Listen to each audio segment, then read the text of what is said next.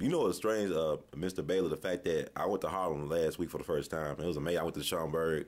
I said, man, I just love the history, man. Just Malcolm and Garvey and all them guys and people came through and they represented black culture. I was talking to a guy at the Legion Club about if folks only knew that, you know, a lot of black folks, I mean, they love black people. They stepped out for black people, like Florence Mills. No matter whether they were entertainers or politicians or just activists, they love their people so much they were willing to take a chance on their people.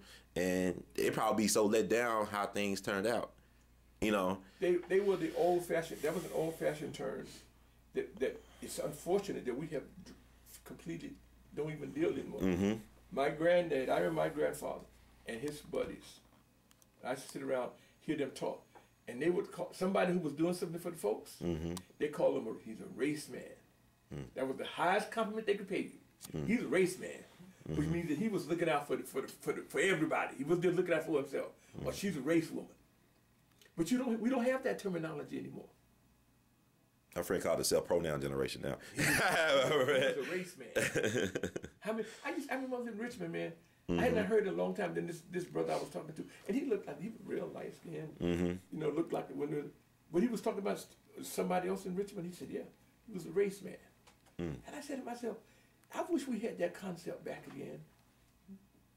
Mm. In fact, I just wrote my column that's going to go out to the black newspaper. Mm-hmm. And what I just wrote about is that one of the reasons we have today in terms of leadership is that black leaders today, almost without fail, those out there today, they look upon leadership. Their goal is not to be a leader of black people. Their goal is to hustle black people as a stepping stone to some big political position, or some corporate position, or some academic position, or some big radio contract, or some television contract. Mm. They don't.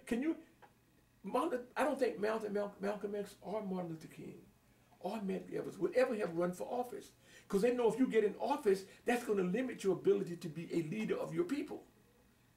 But the system tells you get into office and you can help your people out more. That's what people think. They conditioned to think. I'm not saying that you just completely ignore that. Mm-hmm. But the ones, but the Malcolm, they would maybe put one of their followers in office. Right. But they themselves would look at their job is to be a leader, and they know that if you get into that, you can't do that. That's why they got rid of Powell, out of play Powell, and replace him with Charlie Rango of all people. Yes. They got somebody that could co-op